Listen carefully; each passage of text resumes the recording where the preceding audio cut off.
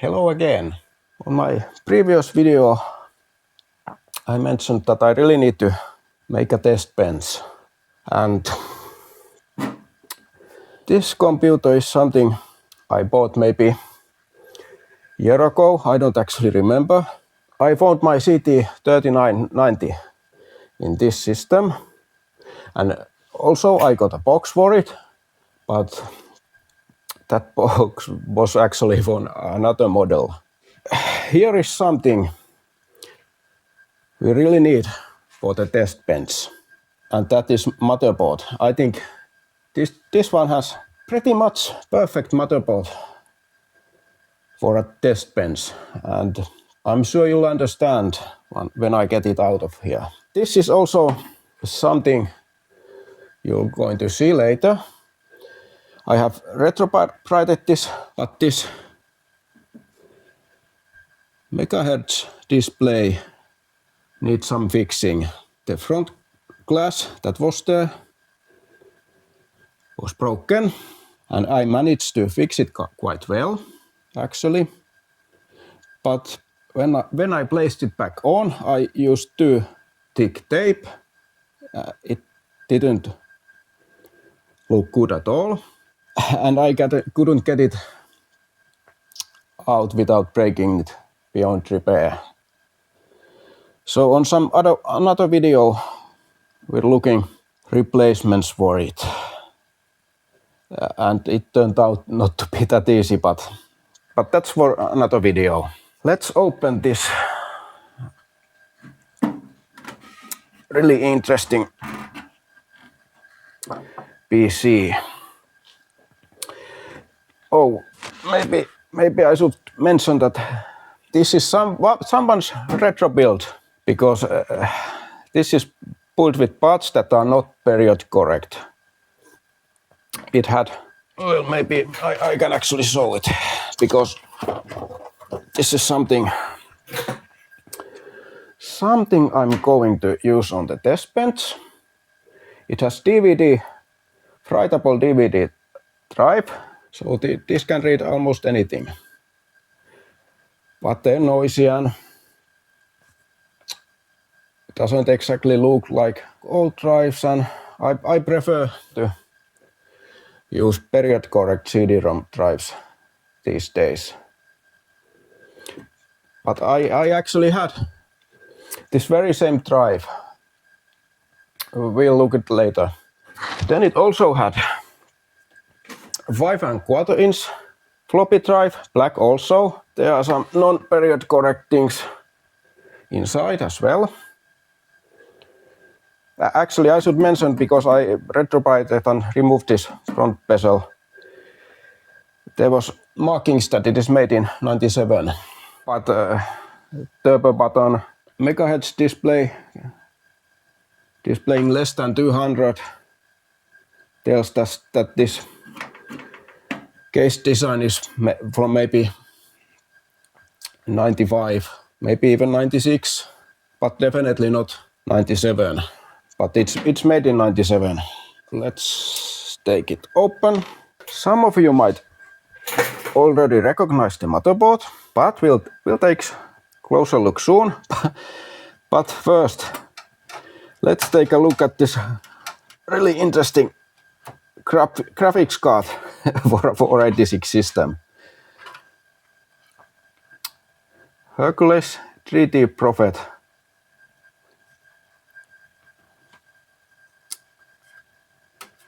I think this has PowerVR Cairo. So yeah, definitely not period correct for this system. But this is so interesting that we're definitely going to look at it on some another video. But yeah, not something you would expect to find on a 486. That's for sure.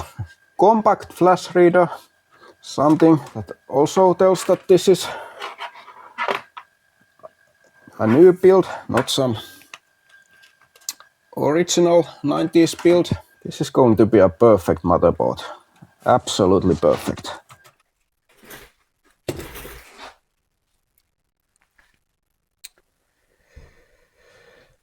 This is Kingston Evergreen. This is a upgrade chip. Actually, there's AMD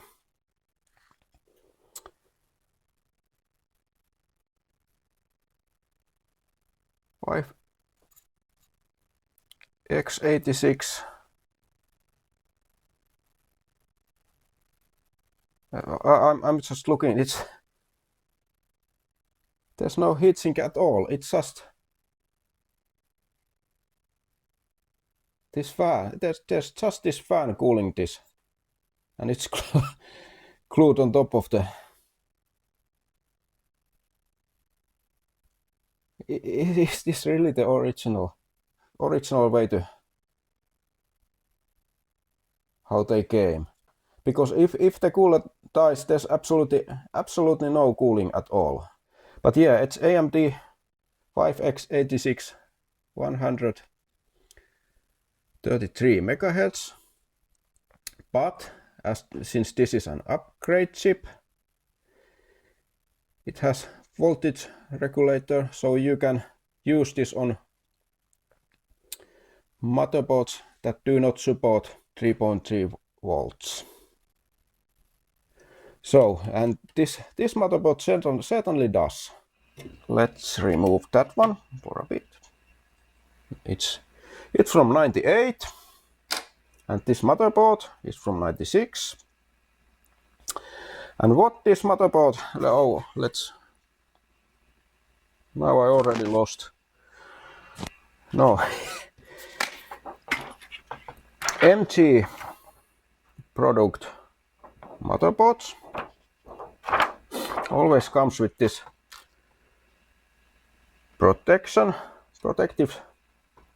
plastic below the motherboard, and so does this one. But let's forget it for now, because some of you, I'm sure, recognized this is a PC Chips M919, the famous motherboard for having fake cache chips with traces leading back to the chips, as you can see here. But this one doesn't even have those fake chips anymore. So this doesn't have any L2 cache memory at all. And this proprietary slot is for adding that. And it's been reverse engineered. And I think you can order PCBs and make your own cache modules, and we're definitely going to do that, because we can make the disadvantage to advantage, because it might be easier to test SRAM chips when they are on a separate small PCB. It might just be much easier and safer to test SRAM. But that's not all. There's 30-pin and 72-pin SIM slots. So I can test both types here. And it gets even better. Since this is a 486, I can test with only one 72-pin SIM module at the time. And this is the last of the UMC chipsets, and it supports EDO RAM. So I can use this to identify EDO and FPM memory modules. And I think I have lots of Pelles ones, so I can use this motherboard to easily test quite a lot. different types of, well, all types of SIMs actually. As these last 486 motherboards do, this also has integrated IDE and floppy controller, so you don't need a separate multi-IO card, and this makes this test bench setup much nicer to use. And we have three types of slots here: PCI, ISA and VLB. So we can use this one motherboard to test quite a lot of different stuff quite easily.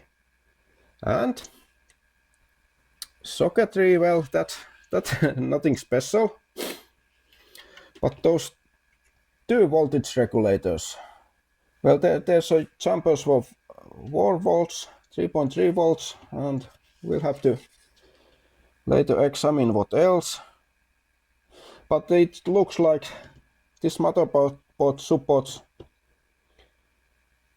all possible voltages that 486 CPUs can use. So it's easy to test CPUs as well. And I don't know yet, but I'm quite sure those UMC green CPUs or super CPUs also work on this motherboard. And I have one that I couldn't get working, so I'll have to test if the CPU is broken, or maybe there was some compatibility issues. They were quite old motherboards where I tried to use it. And I also have new old stock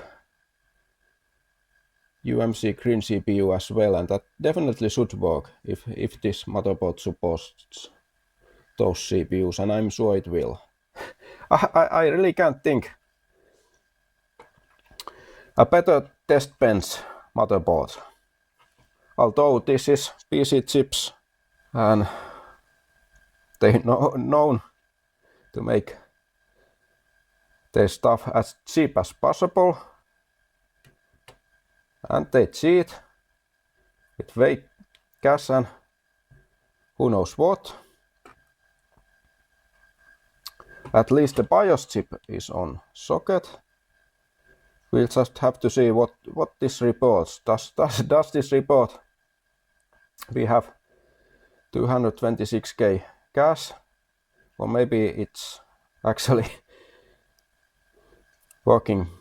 correctly working BIOS. We'll see, and we'll update this if necessary.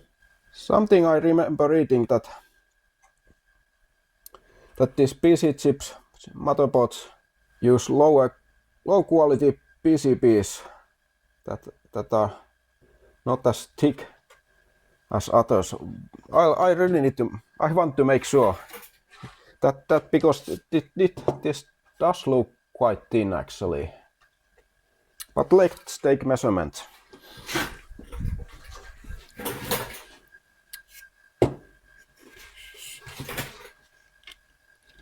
Is it only 1.2 millimeters?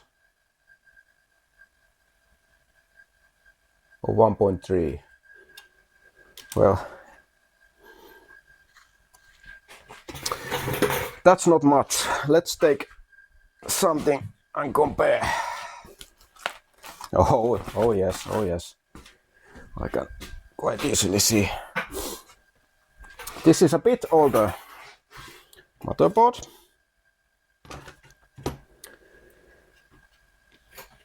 That doesn't support video.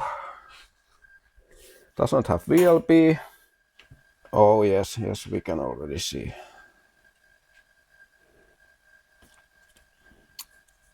That PC chips is thinner, that's for sure. But what this is 1.5.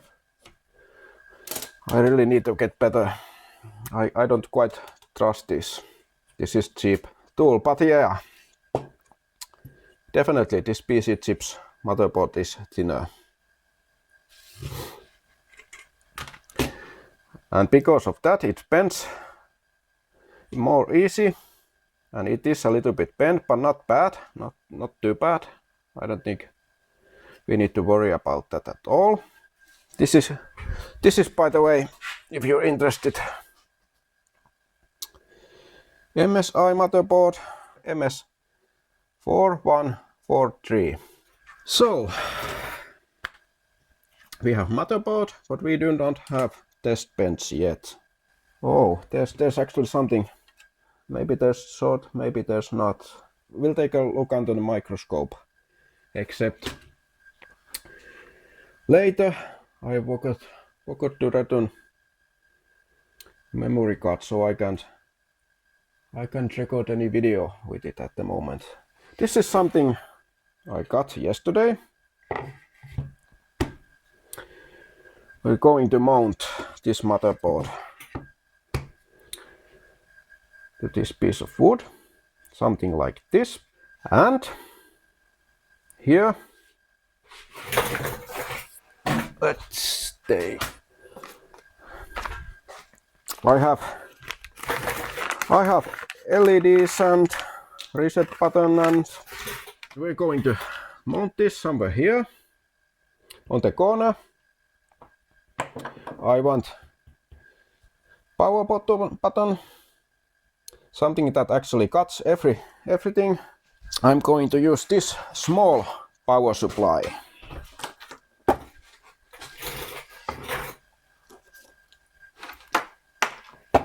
Very short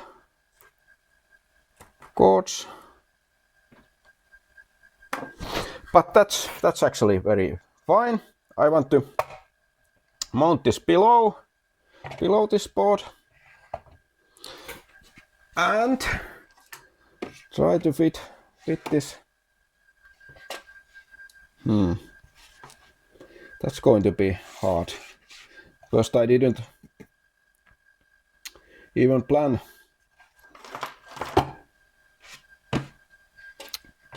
to use CD-ROM or anything like that, because they're so big. But this is something we'll definitely need, and it needs to go somewhere. But anyways, power supply and drives I want below this piece of wood.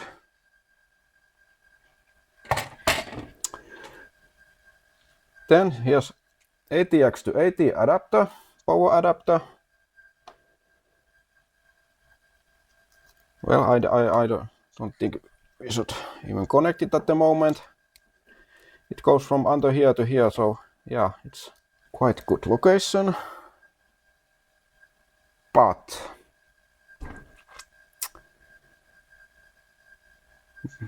now I started to thinking how am I going to get this here? They take so much space already. Unless I just have to do something like this. Yeah, maybe it's I just have to.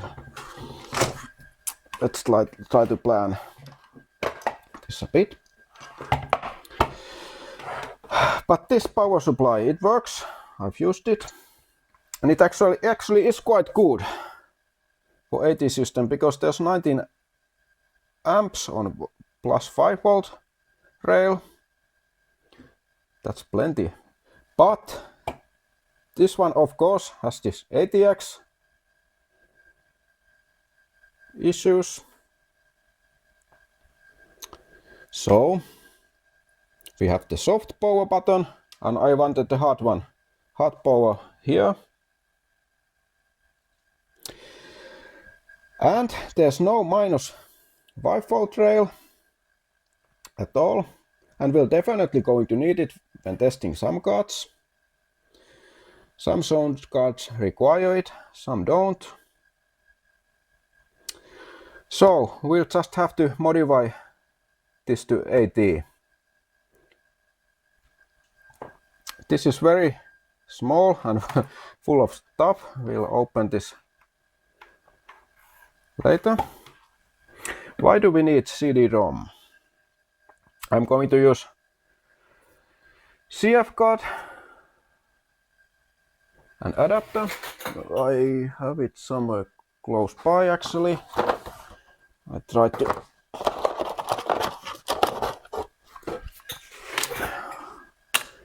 this will be plugged directly to the motherboard. So I don't need to use any hard disk or unnecessary cables or anything like that. This is something that I simply happen to have. No use for it. It's so big, but here it doesn't matter. For this I need to make hole. And for this one as well. But something is missing, and that's turbo button. I want turbo button here because I already know it's going to be necessary when testing sound cards. You'll see later on some another video. Let's start with this main board. I'm going to mark where the mounting holes are because I'm going to place standoffs. That's all of them. I'm going to drill small holes. This is 3 millimeters. Yeah, a little bit bigger than that screw part, but smaller than this thicker part. Because if I simply try to make a small enough hole and screw them here, they're not going to align perfectly. I know that. So I'm going to make a little bit larger hole than necessary and then glue these with epoxy glue. When they're already screwed to this main board, and then I'll place it here and let it glue down. This way they should be on quite ideal locations. Well, I think that's about it. I'll just have to start drilling the holes, and while it glues down, we can start taking a look at this. Soon I'm going to glue the standoffs, but before that I'm going to re-glue this shield with hot glue. Here is place for the power button. So I'm going to show real soon. I just want a little bit of hot glue there.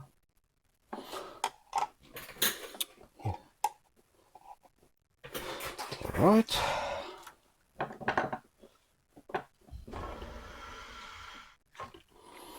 I think that does it. Here is where all the LEDs and buttons reset. This is power. No, this is turbo switch. I didn't have the normal kind like this reset button, but the one that stays down. So I'll use this switch instead. There's power LED. Oh, there will be hard disk activity LED and turbo LED, except this set didn't come with turbo LED, so I'll need to improvise. But I won't glue this one just yet. We'll come to this one later. But for now, I want to glue the standoffs. and just leave it like that for a while. I'll fasten these standoffs to the motherboard, but not too tight. I didn't have 5 of the same kind, so it was tricky to find standoffs that were all the same height. That one of them is not quite good.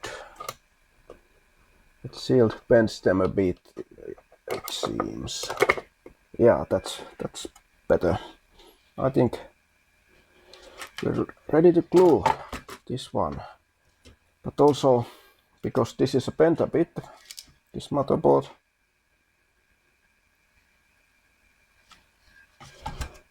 maybe best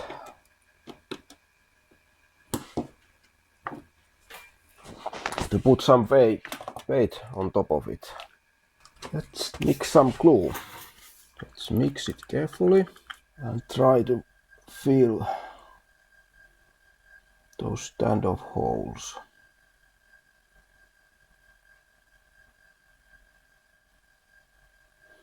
Now I think that's good.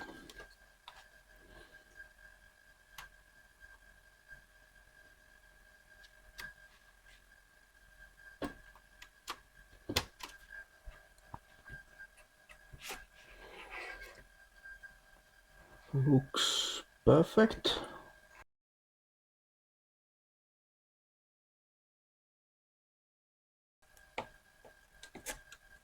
Not really.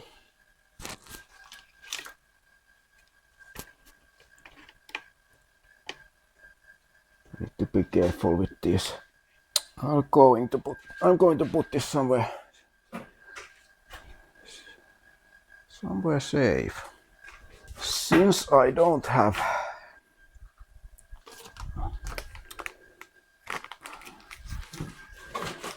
one of those turbo LEDs, I just have to make my own.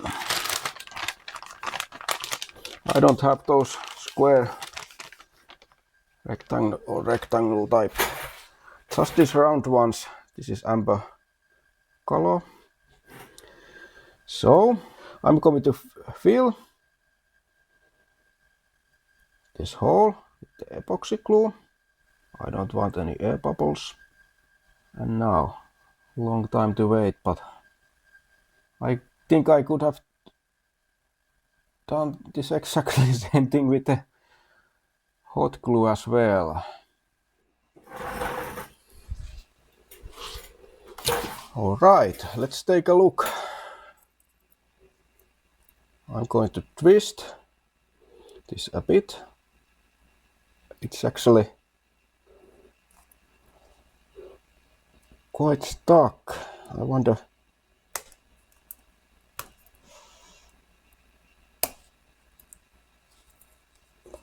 This is not how it's supposed to go. Oh, it's the hot glue. Hot glue is the problem. The one with epoxy, that's perfect. Looks very good. But the hot glue, I think it's melted my protective tape.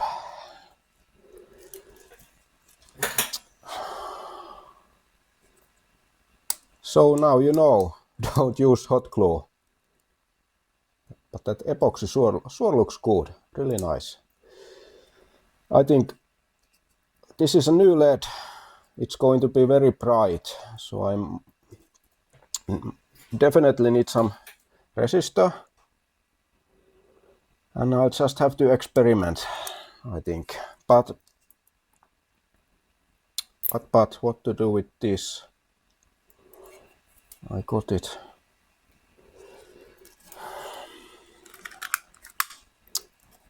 They won't look as nice as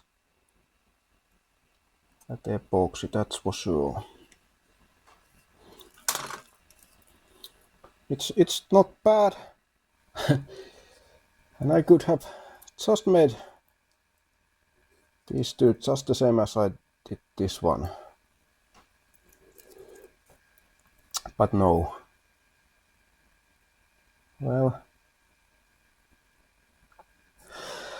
I'm going to grind this a little bit and see. Maybe it will turn out to be good.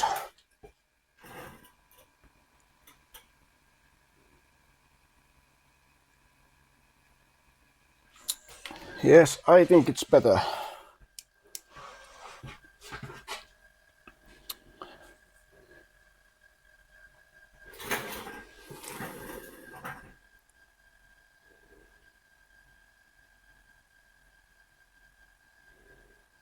I could use a little varnish to make it all glossy again. Perhaps I'll do just that. It's the next day and the varnish has dried and it looks better. It certainly does. But I have some bad news. I did some reading last night and this revision of the chipset is unfortunately the old one. This B is the bad news. If it would have been E here, that would mean that this properly supports EDO RAM, but unfortunately this old revision does not. I'm disappointed about that. We're going to try it anyways. It might be that it works enough to detect if it's EDO or not, and that's completely fine. But now that we have microscope, let's take a look at the other chip of the chipset. This is what I noticed yesterday. It almost looks that there is sorted pins. Almost, but maybe not enough. But let's fix that anyways. First it doesn't move, and when it starts to move, it easily moves too much.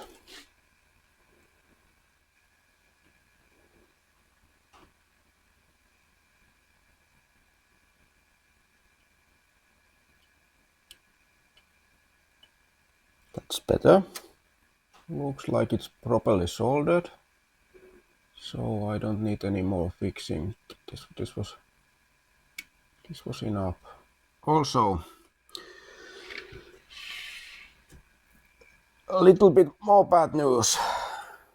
Perhaps not that bad news. You can order PCBs to make your own cache module, but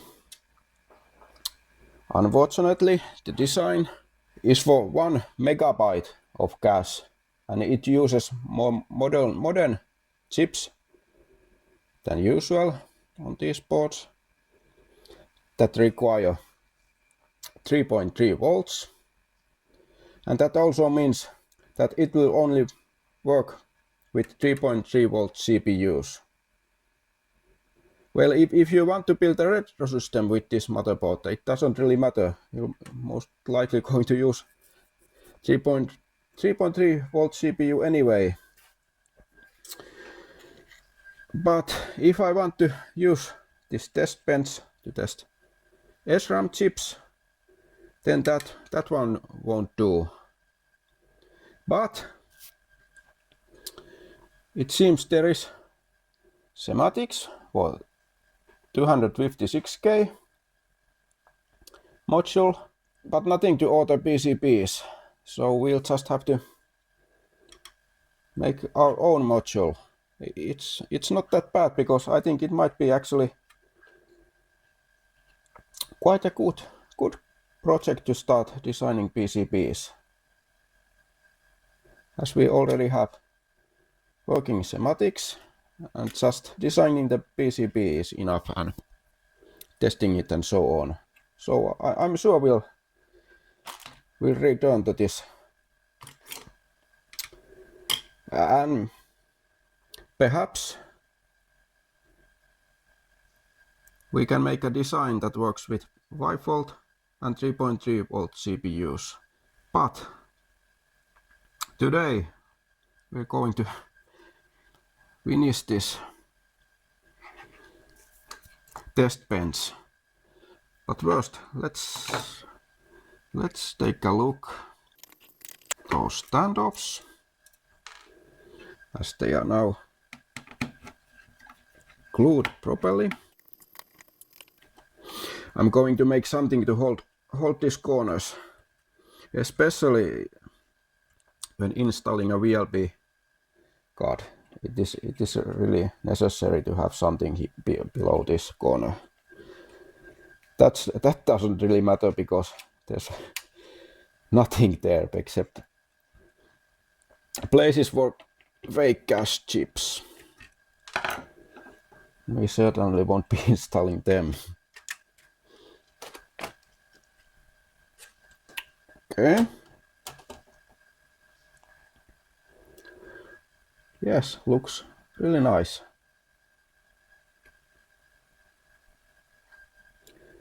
Really nice indeed.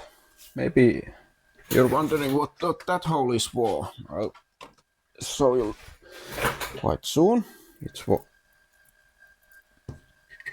these wires.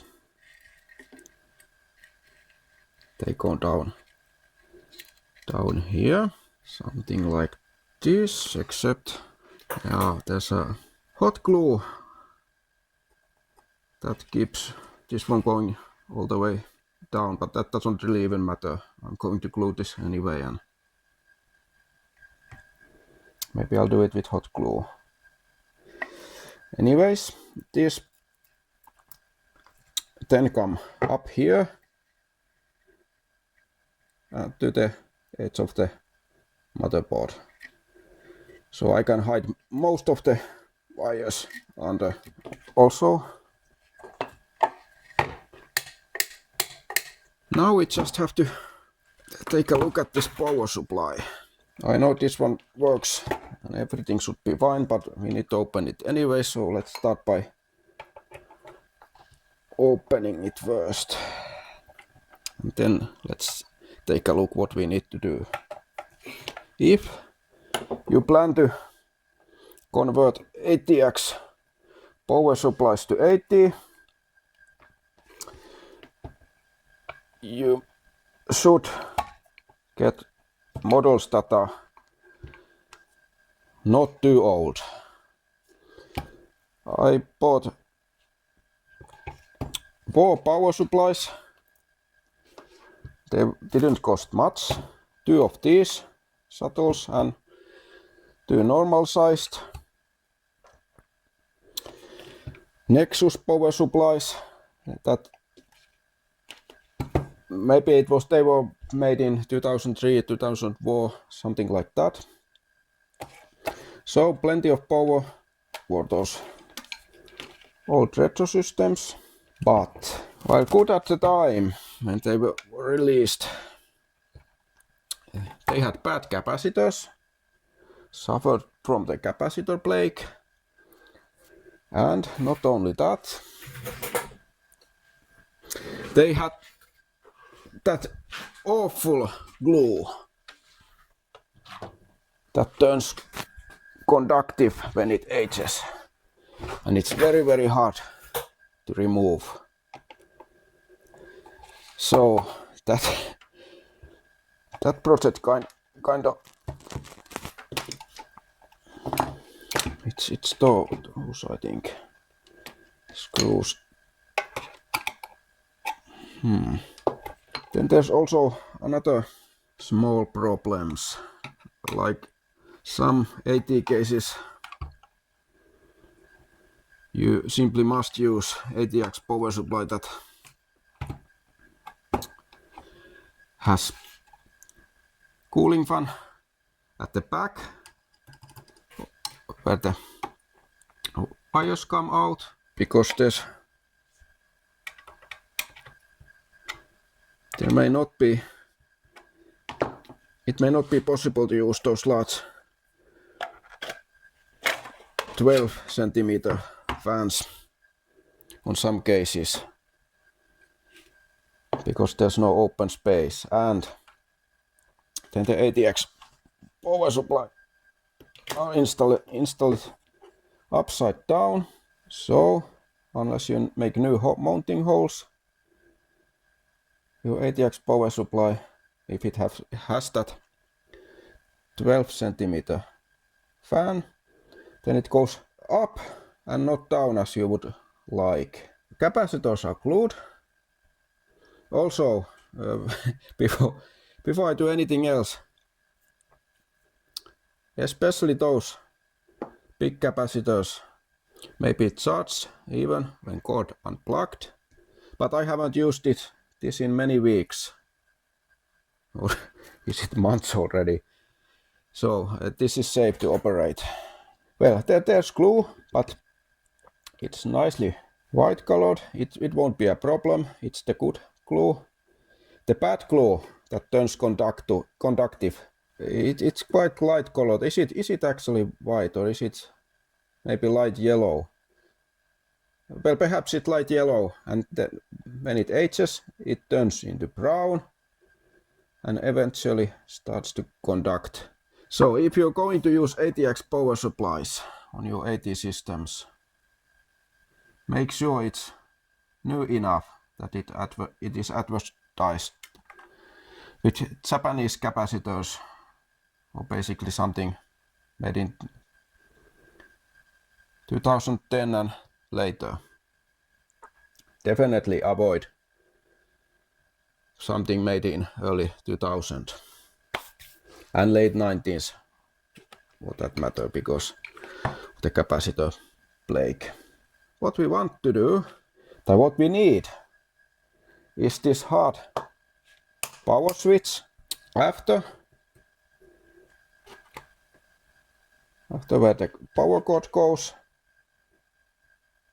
and before it gets to PCB. Actually, let's remove that connector and see if those wires go there. If it does, it makes our mod quite a lot easier. Although I may have to remove this anyway, and I do have to. Let's just remove the PCB. You're going to have to do that, whether we want or not. Perhaps not for the power switch, but we also need to take care of the problem that this power supply doesn't supply -5 volts. So we need to add -5 volt linear voltage regulator here. We certainly shouldn't try to do that unless we remove this. That fan is something that might be a good idea to replace, but this is a test bench, so if it works, maybe we should try it, because if it needs to be replaced, I might have something. Yeah, it looks those wires go here exactly where we want to, but I think it needs to be removed before we can get the PCB out. Here it comes. I have some small new fans waiting, but I'm not sure about 4 centimeter. Yes, here it comes. Oh, this is actually quite good. This is the magnetic levitation fan. Well, we're not going to replace this one. Just clean it. It was a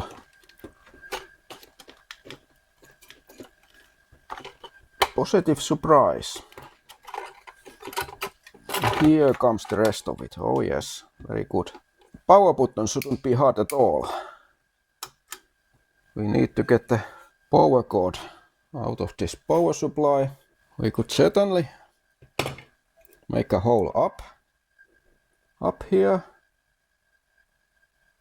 And I think that will be the easiest. Every time I see green capacitors, they remind me of those capacitor plate capacitors, but these are not bulging.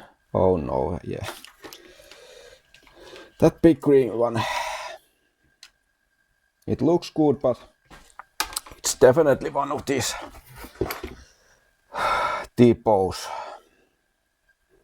This one has some slight bulging, and I think I removed this from the Nexus that I never finished.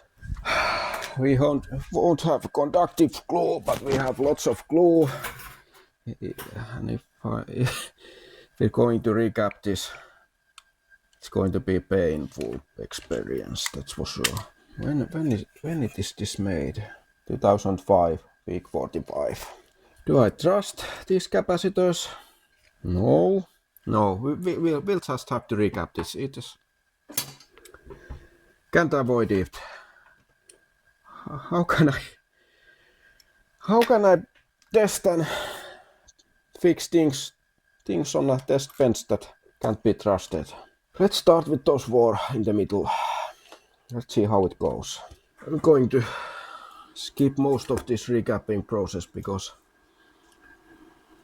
the previous video was about recapping, but okay. This power supply is now recapped off camera. I did a very quick test with broken hard drive, and it spins, and I've measured that 5 volt and 12 volt rails are okay. It's now recapped, but I didn't have enough of this thinner capacitors, so one of them is quite large, so they don't quite fit there nicely, and that one as well. It's bigger, much bigger than what was there originally. And also I tested the big and middle-sized capacitors of camera, and they are all fine. So recapping wasn't even necessary. I suppose late 2005 typos don't suffer from capacitor plague anymore. But these new caps, especially those big ones, are definitely higher quality than what was originally here.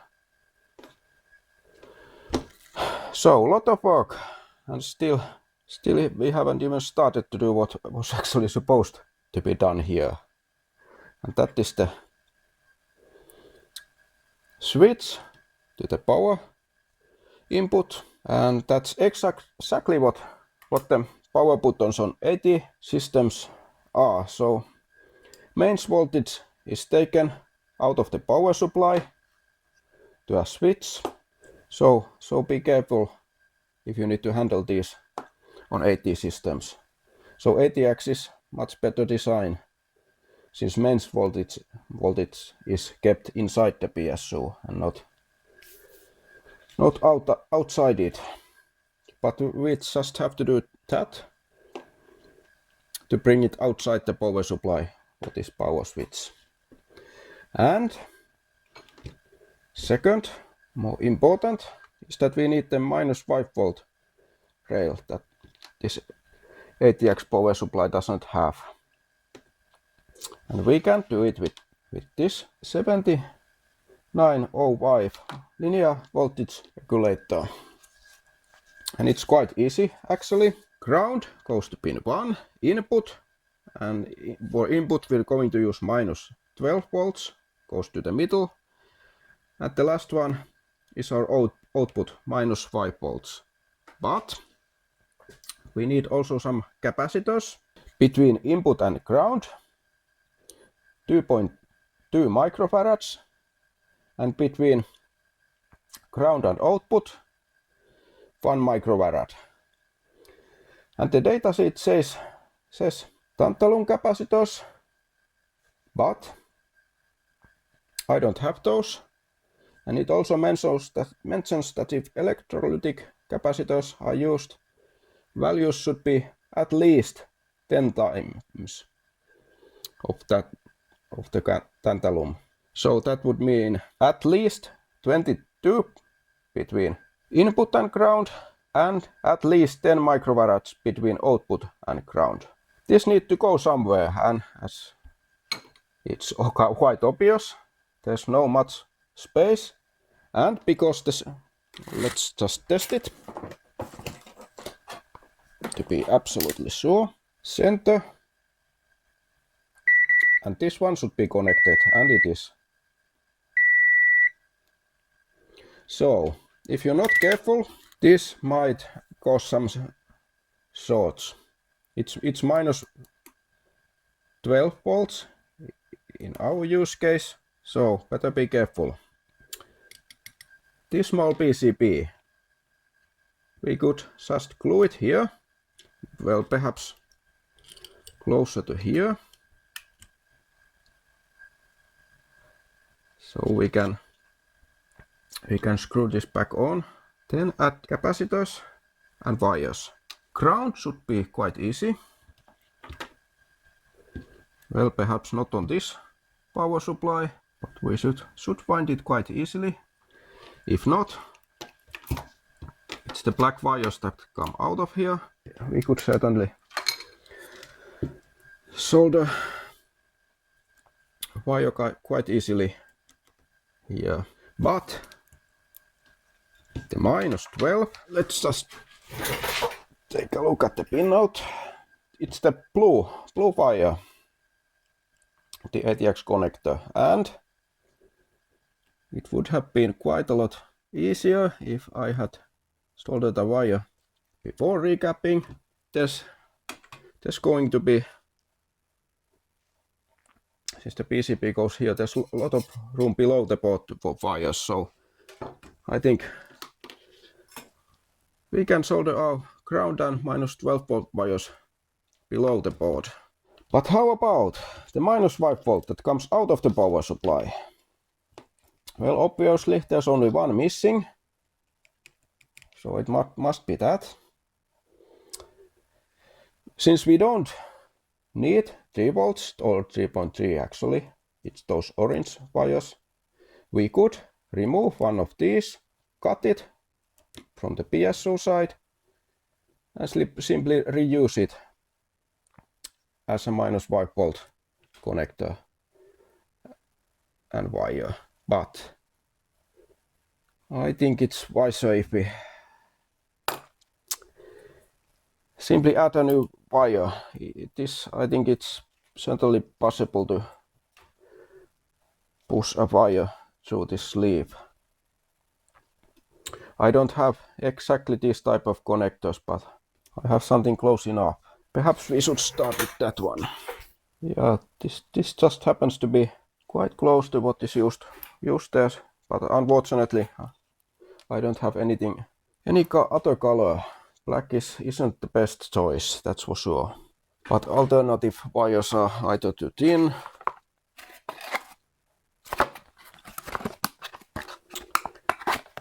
or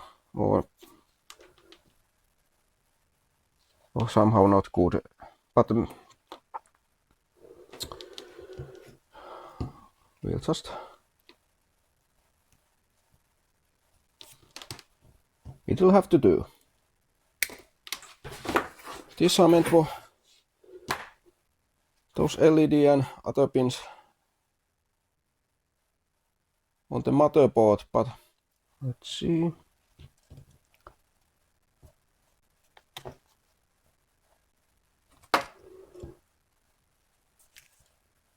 No, we're going to use this. I'll just push this open.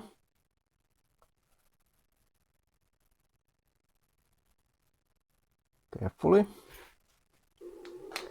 Now, doesn't matter what pin I try. Yes, it goes there.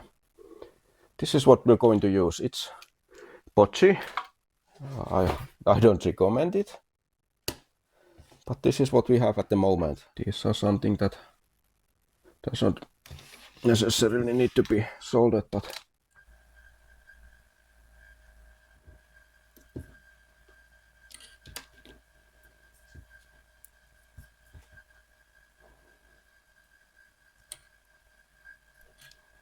Well, it certainly doesn't look perfect, but it's there at least. Now let's worry about the other side. I need to start by gluing this with hot glue. Well, the glue heats. Might just well as get those. That's or minus 12 volt. For this test bench, I've selected a CPU, AMD 5x86. That's the quite common 133 MHz 486. I think it's fast enough and easy enough and common enough to use on a test bench, but some cooling is required, and I don't want active cooling, although it doesn't really matter on this test bench, but cooler has extra wires and they might get in the way, and so the more simple this test bench is, the better. And if it also means it's quieter, that's certainly positive as well. So I didn't have any heatsink that would attach to this kind of socket that has these clips near the corners and not in the center as usually they are on the Socket 7 CPUs. I do have 2 or 3 486 coolers that go with plastic clips under the chip itself, but the heatsinks are very small, and I think it's better to save them for some other CPUs, because here we can certainly use Socket 7 heatsink, but since I don't have compatible clips or anything like that, and actually I don't have anything for this particular heatsink, I'm just going to glue it. But I don't know how well it sees on the camera. This is not completely flat. It has this center is raised a little bit, but it doesn't really matter that this isn't flat, because the die it's simply on the center. It's quite small actually. Let's take a look. Really small. How to glue it? I don't have thermal glue, and I don't really need it. I have something even better. Just use normal thermal paste on the center. This is Arctic MX4.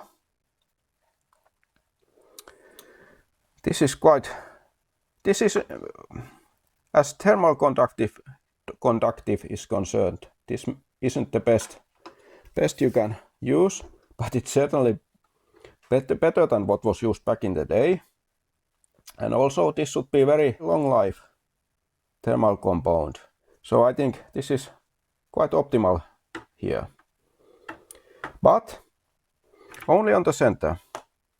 On corners. This is what I happen to have, and it's almost empty. And it soon dries completely, so it's very unusable if I don't use it somewhere. This is actually for both use, for sealing, gluing, and things like that. So it's strong, it's elastic, not much but a little. But that is a really nice feature, because we can easily cut the heatsink later. I'm going to apply it only to the corners. This is also very strong glue. Then place it like here with thermal compound on the middle.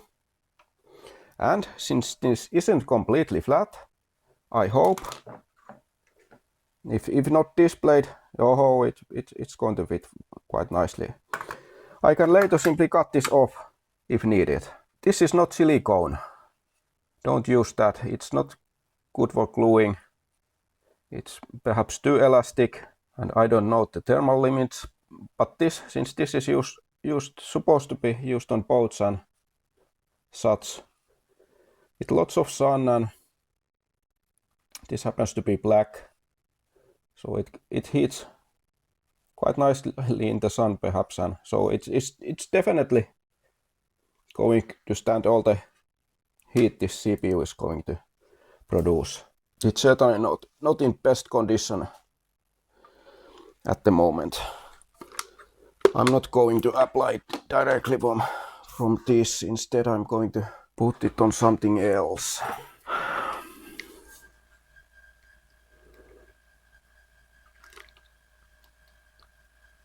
Yeah, this is very dried. Not very usable at this condition. That's certainly more than we need. But first, let's take this, spreading it a little. Yeah. Perhaps we could use a little bit more.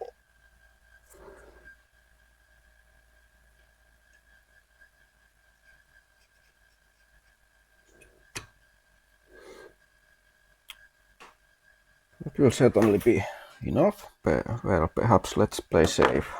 And in the middle, I don't want any air bubbles in the middle, so now it's good. Let's apply this glue. Not much, just to the corners, so I can easily cut this heatsink off when I need to, if I need to. Well, it doesn't look as nice as I would have wanted, but that will be enough. See how it looks.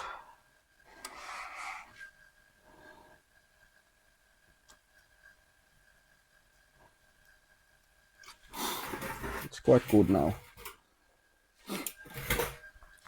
We'll take a look later. Change of plans once again. No, I'm not going to use any connector, because this thinner cable actually fits through the hole I made on the wrong side. But I really should have made the hole to those ventilation holes, even though I was scared that it will block ventilation too much, but actually it should have been placed here or here. Those two corners would be the best. It's very hard to get that to fit. I bent quite a lot of those, so I hope any soldering inside the heatsink isn't cracked or anything like that. I've tried to make all the plywood pieces off camera, because the only way to get especially the CD-ROM drive to fit, if I need to remove this power supply, I can simply cut it free. Okay, here's the glue and there's tape and glue, and now we can hopefully put this one back on. Yes, it fits quite nicely actually. This is not completed yet. The power switch isn't attached, and I need to bend this cable through that cable tie. Let's see how easy that goes. Well, not too easy. I didn't expect it to be easy.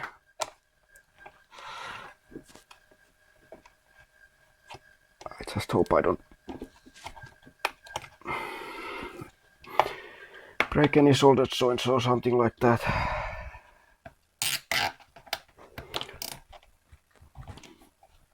To secure that one right away. I'm going to use these connectors.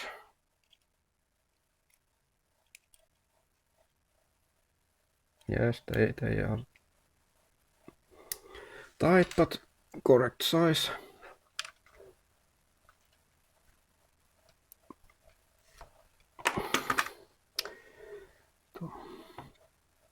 It won't be needed.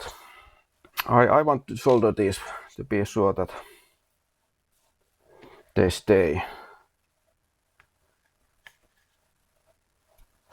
Not just squeeze them.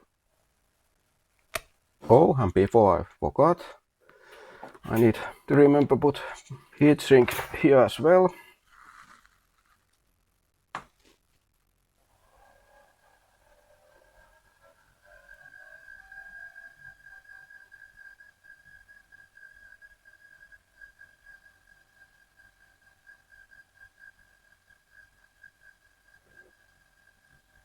Yes, I can easily see it's number 4.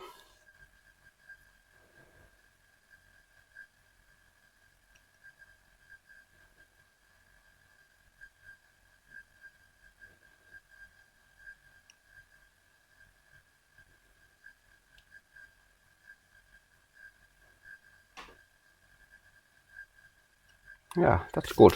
We'll simply test this when we put everything together. I almost forgot a couple of things. Those small wires and the soft power button on this ATX to AT adapter. This is the soft power signal. You need to connect these together. I could have done that inside the PSU, but since this adapter is going to be needed anyways, we might just use these, and I'll add a little bit solder and a heat shrink, so this can be removed later if there is some need.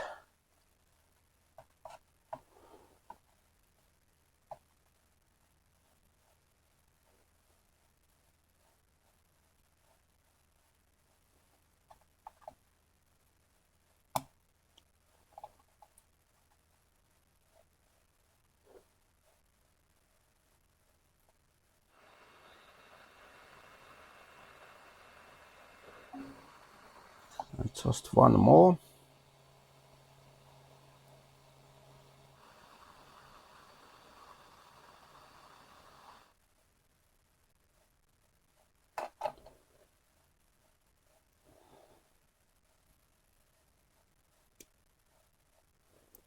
Maybe we can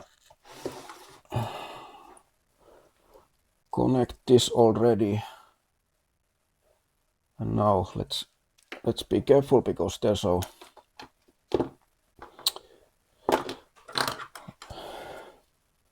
that's our minus 5-volt wire. That's not very good one, but let's hold it down while pushing this. Yeah, I think it's going to work just fine. Next, this. That's our turbo LED and switch. Let's start with the switch. I already got some wires. I don't actually need more than 2 wires, but on some motherboards you need to connect those turbo pins for turbo or normal system speed and leave it unconnected for D-turbo. On some motherboards it's just the reverse. So with all 3 wires I can simply place the connector the motherboard the way I want it to. And now I forgot those heat sinks.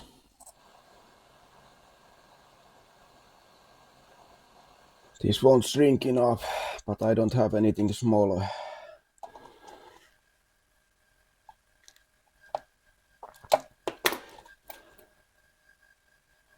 Yes, that's perfectly fine. Let's see. Minus wire or ground. It's very hard to see on these clear LEDs, but here is.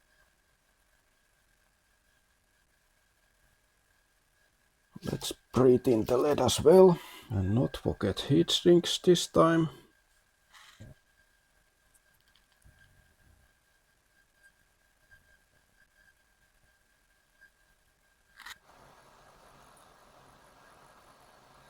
Squeeze them because it's too big, this heat sink.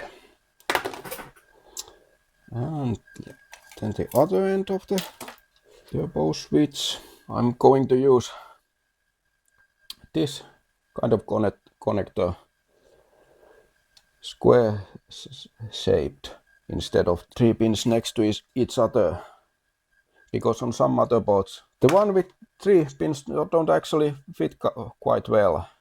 This way I can turn it however I need. I don't know how well it's going to. It doesn't look very nice, but some sort of tool is supposed to be used with them, but it locks in place. You're not supposed to solder this, but yes, it hopefully works too. And let's see how it goes this time. Only a little bit of solder this time. No. Actually, let's see. Original LED, it looks like the one with color goes where the arrow is. So let's do it just like that. Very good, very good. Yes, and it works. So only a tiny amount of solder if you need to solder this. I think we have everything except the power button. So finally, time to put this together. I need to start by mounting the drives first. This is jumpered as master drive. I'm going to use secondary IDE for this one. This is Hitachi or Hitachi LG data storage, to be precise. This model is so far the best modern drive to use on old computers. I'm going to demonstrate why when we get all this working. Made a couple of mistakes while building this and making holes and such, and design mistakes and implementation mistakes, and I used that tape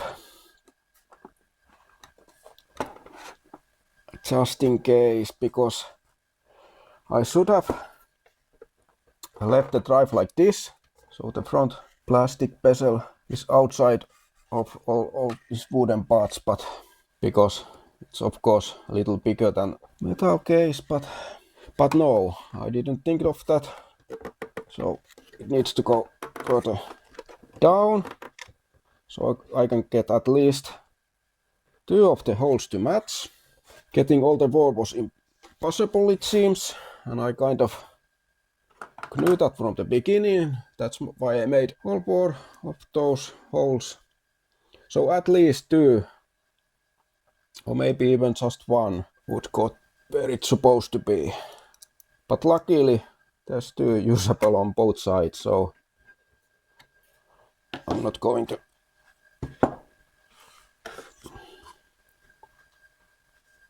tighten them just yet.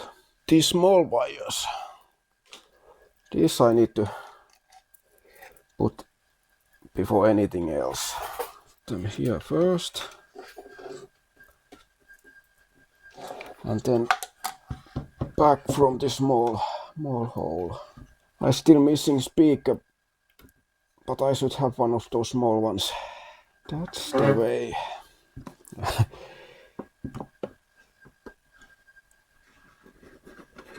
Yeah, that's better.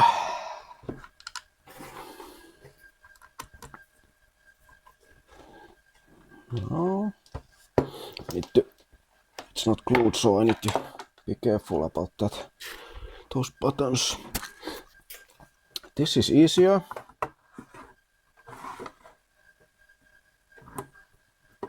I'm not tightening anything just yet. No, I think I should tighten anything too much. Just enough to hold it there. And final part. Well, not quite, but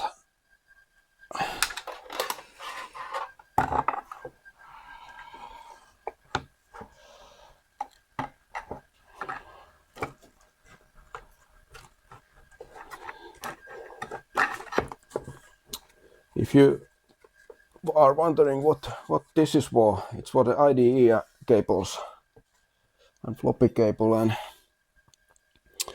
perhaps serial and well, no, not well. It depends, are they long enough, but perhaps for those as well.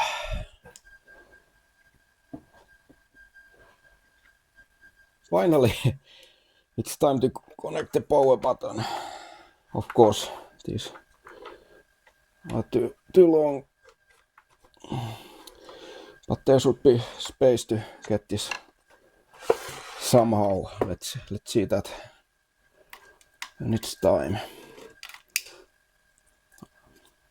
I sprayed some contact cleaner to that hole, since I don't even know how old this switch is or where I got it, but it's old, that's for sure.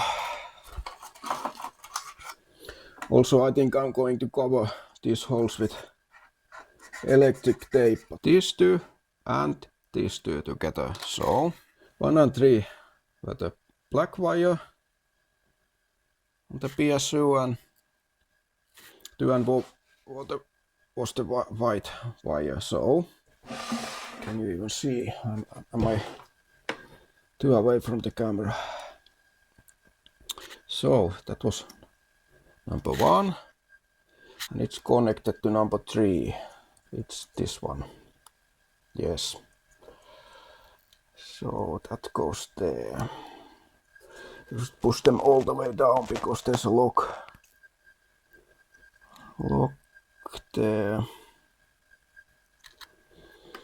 But these are very tight anyway, so this should be easy, this last one. It's there all the way down.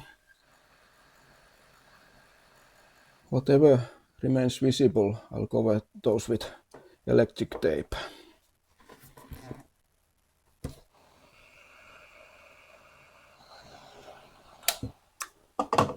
This should just be long enough for the drives. This is supposed to go something like this. It's definitely not too long, but not too short either. It's good. I'm going to take a broken hard drive and simply power that one. Well, I shouldn't have connected those drives yet. Let's play it safe and just power this. Power cord is plugged. Let's see what happens. Yes, it spins. And now voltages. Let's check those. Yes, that's perfectly fine. About our 12 volts. Yes, we have 12. All right, let's try again. I mounted that power switch and also glued this panel here, but I'm not very satisfied with the result. I used hot glue and it is what it is. Hard disk span up. Now let's take a look. Yes, that's minus 12. That's okay. This should be 12. Yes. 5 volts. Yes. And is our minus? Yes, we have minus 5 volts. So everything is ready for mounting motherboard.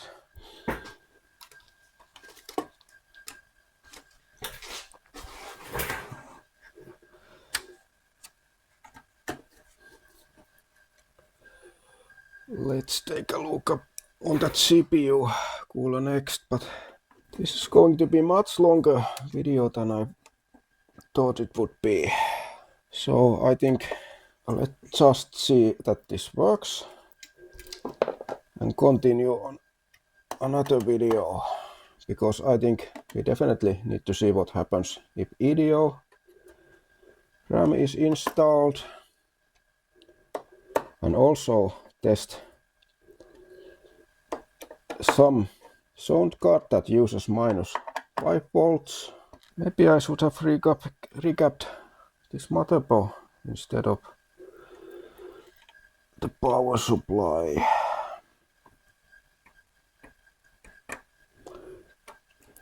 And black's in the middle, of course. Maybe we test with the... Oh, I think I said Evergreen before, but of course this is Turbo Chip by Kingston. But this is meant for 5-volt motherboards.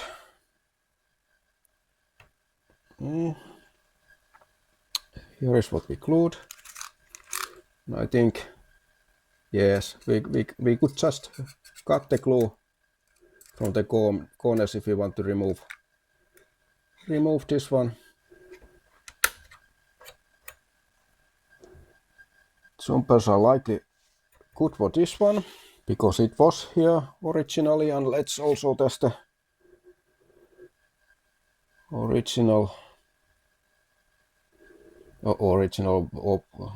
rather the SIM that came with it. Although with 98 date codes, this is very likely to be EDO, but not necessarily. I have this small VGA card. This is about as old as this motherboard, and I chose this because this is very small, so likely it won't get in the way. I couldn't find that small speaker. I'll try to find it off camera. I'll make a new one if necessary. Let's see what happens. Oh yes. OLEDs are not lit. Actually, that's turbo. Off and on. I'm going to press reset. Yes, it works. Let's try to get into BIOS.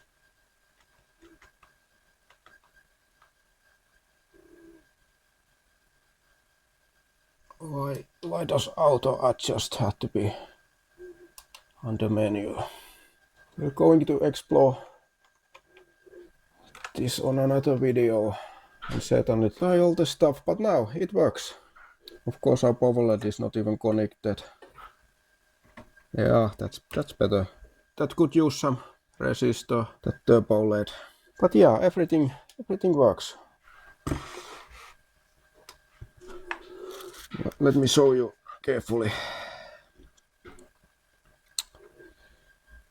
That power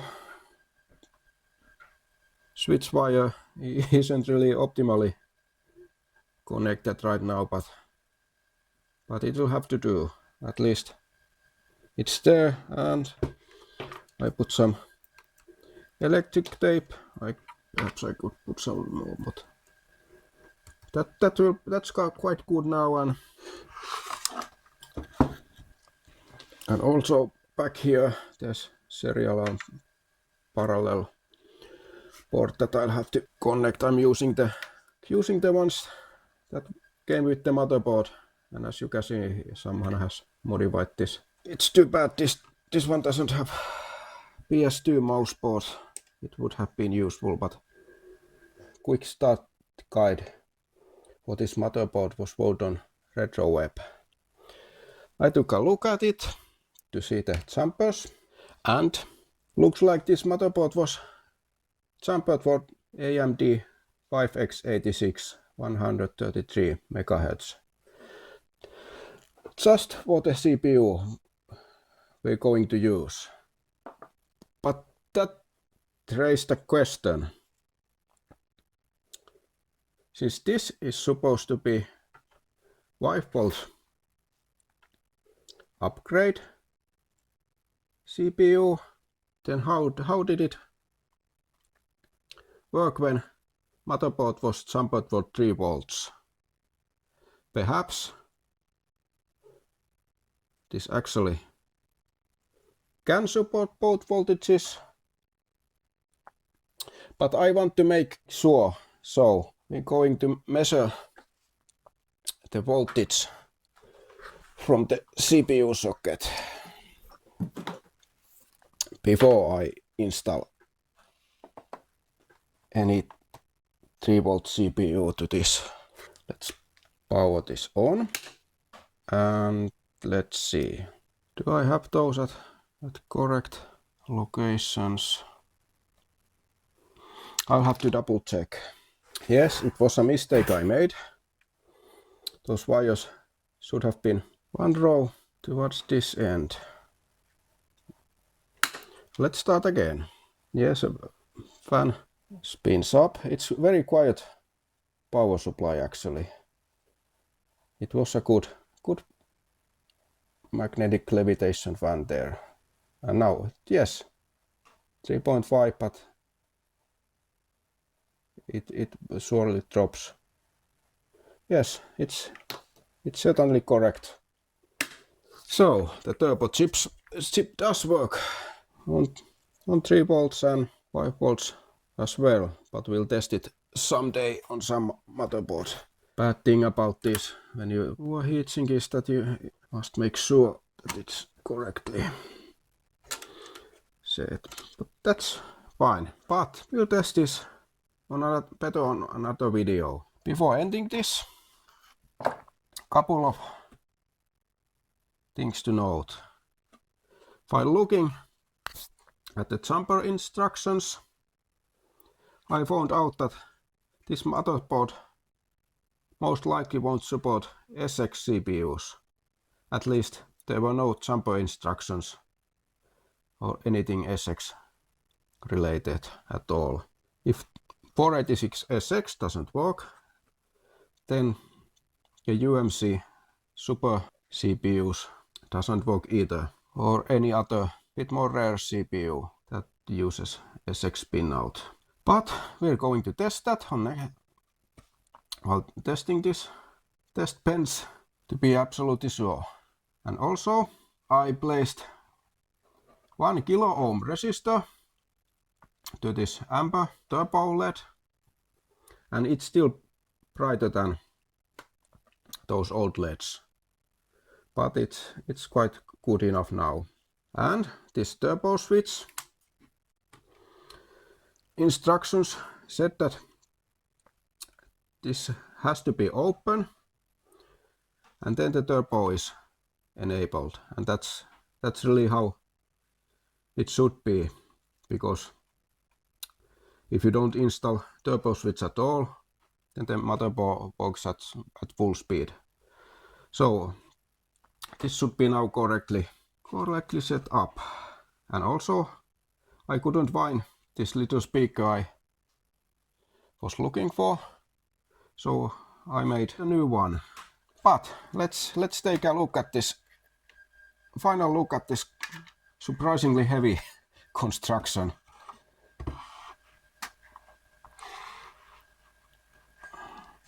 There's tape, double-sided tape to keep this adapter nicely here.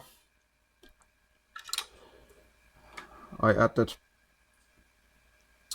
CD audio cable, and also there's parallel port, serial, floppu and IDE for the CD-ROM drive. This hole should have been closer here, but it is what it is. And also, if I need to use this pens with another motherboard, I may need to at least cut that cable tie and do a bit with rewiring. At back it looks like this. We have parallel and serial, and we're going to test this while we test this. And actually that as well, of course. Let's take a look at the below, but I need to be careful not to break CPU or anything. So I'm going to hold it in the air. Well, cables on, it doesn't look very nicely, but nice, but this is a test bench. And I used a bit of glue just in case for that power cable. And here, well, I placed cable ties, but I can easily get those Molex. Actually, they're here somewhere. No matter, I can get them out quite easily if I need to test some other floppy drives or whatever drives. And I needed a splitter cable to get this powered. I suppose I could have used that fan power, but I didn't want any extra wires. I want to keep this as clean as possible from everything. Let's put this one back. The cables are in this corner, everyone. I wanted those SIM slots to be easily accessible. And that's also one reason why this hole should have been closer here. And on the front, well actually I don't know what front is, but here are our drives, easily accessible. This is now ready for further testing and installation. I hope you liked this video. It took many days to make this, much longer than I anticipated, and it's not quite as simple as I first thought it would be, but it works and does what I meant it to do. I can now easily test memory cards, although the CPU, that's kind of bad if I can't test SX CPUs, but we'll see, and also if I can test EDO SIMs, but we'll check that one as well. But yeah, thank you for watching, and please also watch the upcoming testing video, but I think before that there will be some sort of Sound Blaster related video. You'll see, this is something I need to do, but then we'll get back to this. Thank you for watching. Bye bye.